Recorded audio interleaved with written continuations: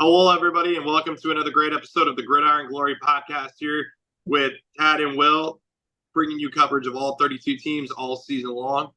We're here to bring you another great edition and episode of what we have in store for you guys.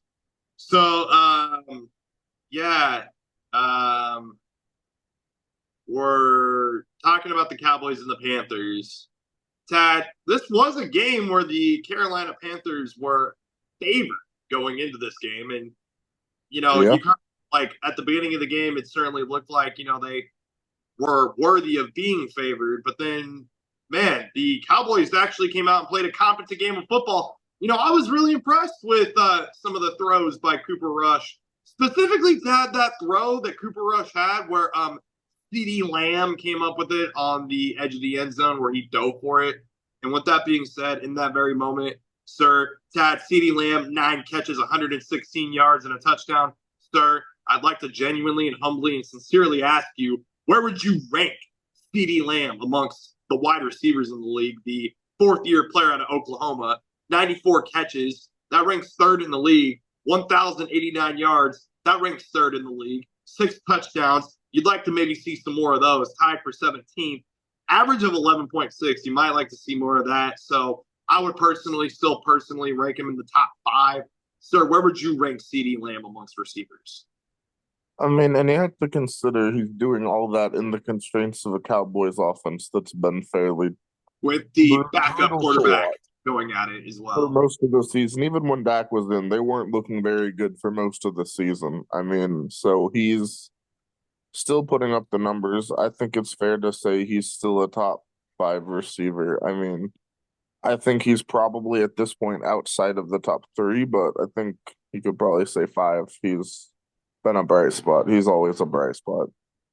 Yeah, CeeDee Lamb, I mean, this is a guy, he's fun to watch. And, one thing I didn't like to see, though, was the 2 fumbles by Cooper Rush. Gotta clean that up.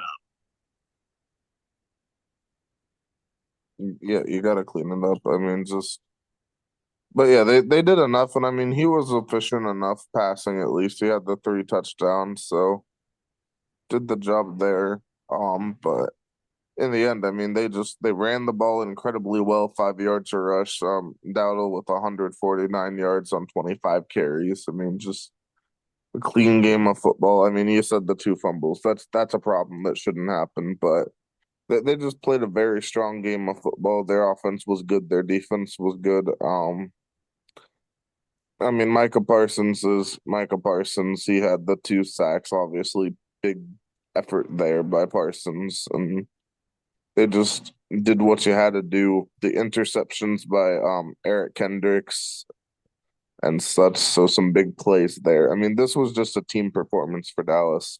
And for Carolina, for a quick moment, yeah. Yeah. So there was a moment where obviously Bryce Young, we know the story of him. We've spoke about him all season long. But Tad, there was a moment in this football game where Bryce Young delivered a very poised and confident throw to none other than Mr. Jalen Coker.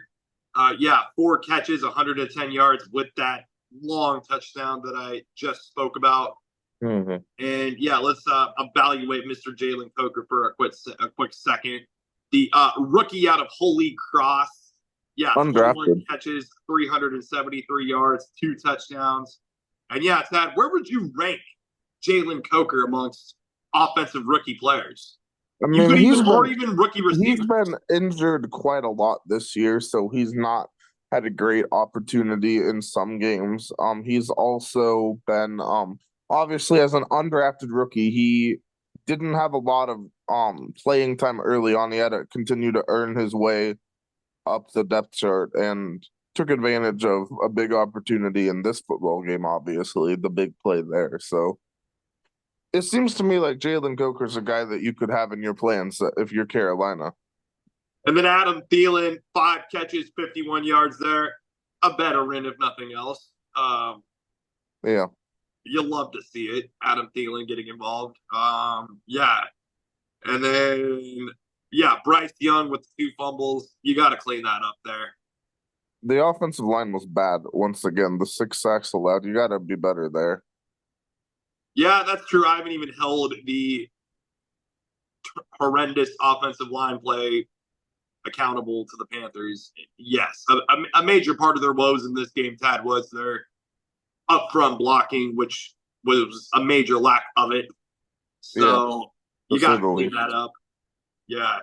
And then, yeah, Tad, just a really good defensive game for the Cowboys. You go out here, you get the win. You did like to see the interceptions by Israel Makumu and Eric Kendricks in this game. Cavante Turpin also did solid enough in the kick return game. Brandon Aubrey, 3 Yeah. of 4, did miss a field goal. A Um, 70-yard field goal was the one they missed. They tried a 70-yard field goal before half. That was just to see how that could go. so yeah, Cowboys win 30-14. Be sure to like, subscribe, and follow all season long on the Gridiron Glory.